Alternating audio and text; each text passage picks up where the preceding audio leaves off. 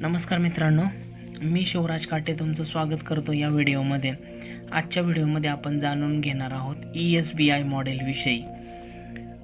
तर मित्रांनो, ही जी संकल्पना आहे ESBI मॉडेलची, तर ती इंट्रोड्यूस केली तुम्ही रिच डॅड पुअर डॅडचे ऑथर रॉबर्ट कियोसाकी यांचं नाव ऐकलं असेल.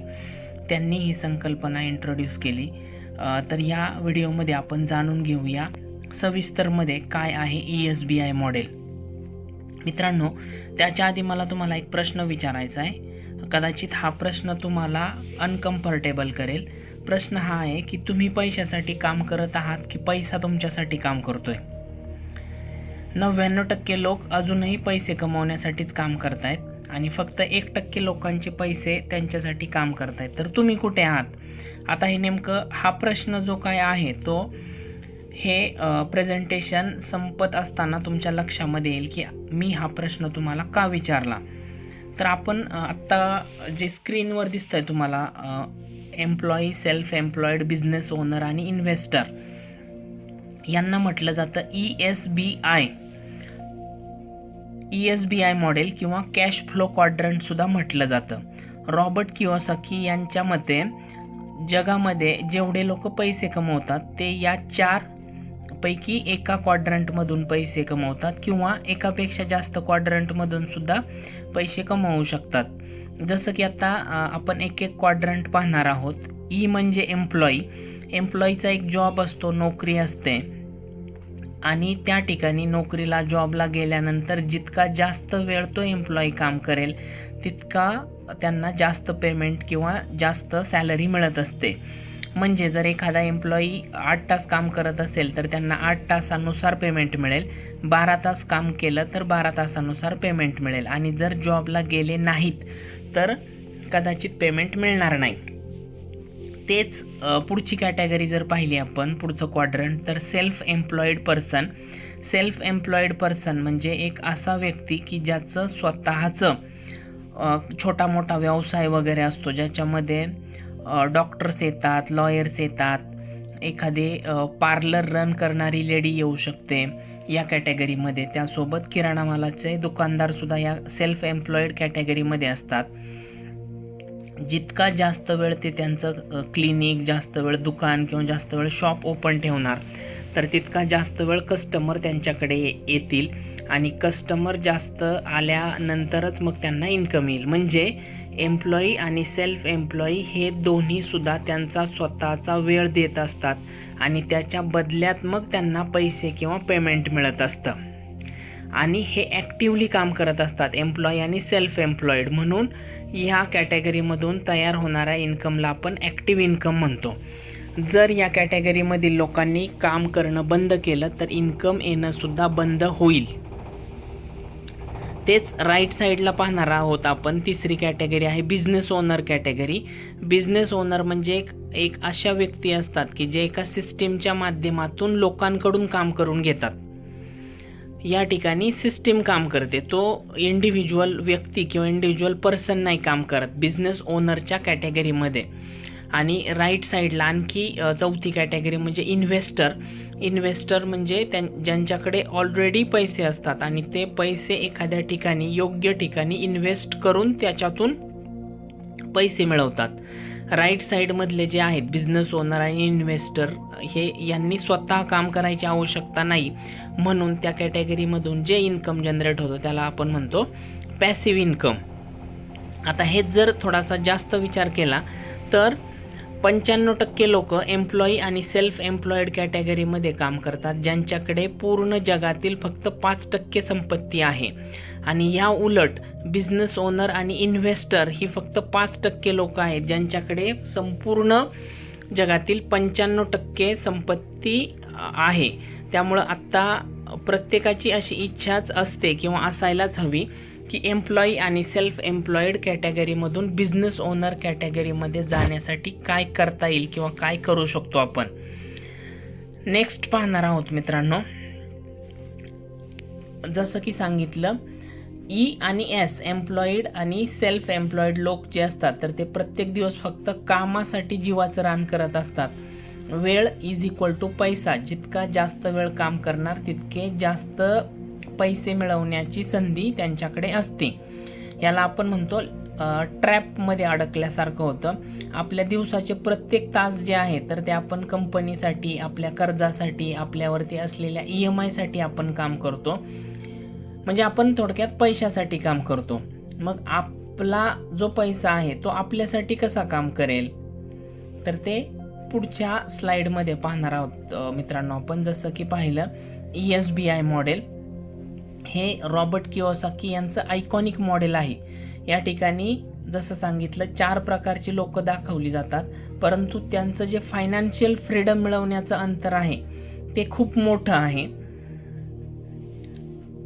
हे आपण लेफ्ट साईडचा ट्रॅक पाहिला.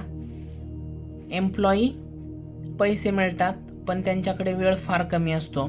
सेल्फ एम्प्लॉईड लोक ज्यांचं स्वतःचं दुकान, ऑफिस, क्लिनिक, पार्लर किंवा असं असेल ज्याच्यामध्ये ते इंडिपेंडंट असतात, स्वतंत्र असतात, परंतु त्यांना त्याच्यासाठी जास्त मेहनत आणि जास्त जोखीम सुद्धा असते, रिस्क सुद्धा जास्त असते. आणि एम्प्लॉई जो पर्सन असतो तर त्यांच्यासाठी पैसा कधीही काम करत नाही. सेल्फ एम्प्लॉईड लोकांसाठी पैसे काम करतात, परंतु ते त्यांच्या मेहनतीवर अवलंबून असतात. जितकी जास्त मेहनत करतील तितका जास्त पैसा येण्याचे चान्सेस असतात.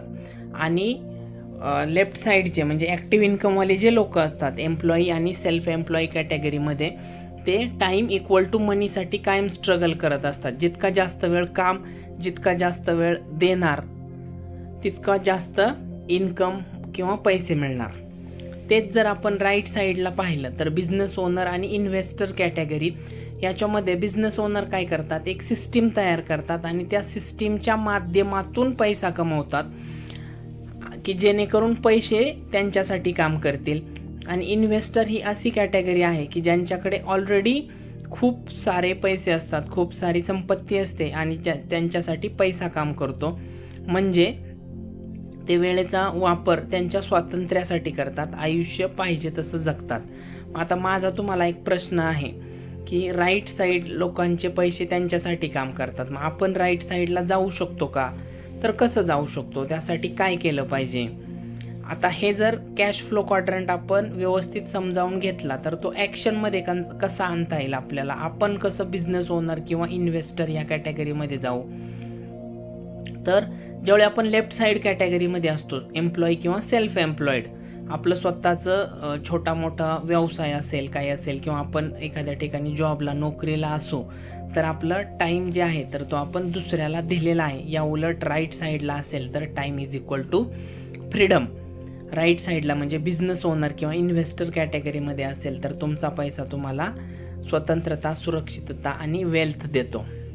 आता याच्यामध्ये प्रॅक्टिकल स्टेप बघणार आहोत आपण की कसं आपल्याला, म्हणजे कदाचित आज आपण नोकरी करत असू किंवा आज आपला छोटा मोठा व्यवसाय असेल, त्याच्यातून बिझनेस कॅटेगरीमध्ये किंवा इन्व्हेस्टर कॅटेगरीमध्ये कसं जाता येईल. ज्याच्यामध्ये पहिली स्टेप जी आहे तर ती पहिली स्टेप म्हणजे आपल्याला आर्थिक ज्ञान असणं आवश्यक आहे. आर्थिक साक्षरता गरजेची आहे. जोपर्यंत आपण आर्थिकदृष्ट्या साक्षर होत नाही तोपर्यंत आपण बिझनेस ओनर किंवा इन्व्हेस्टर कॅटेगरीमध्ये जाणार नाही.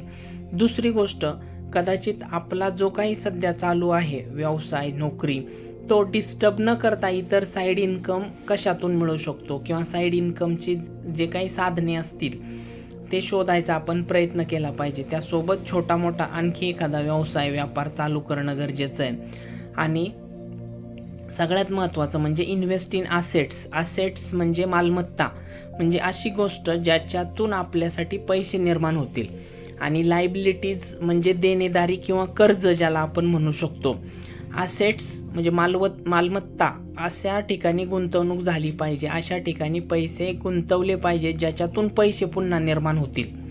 आणि चौथी गोष्ट म्हणजे, चौथा पॉईंट म्हणजे ऑटोमेट करायची ही सिस्टीम. ही जी काय आहे ही सर्व ऑटोमॅटिक झाली पाहिजे, ऑटोमेट करायची.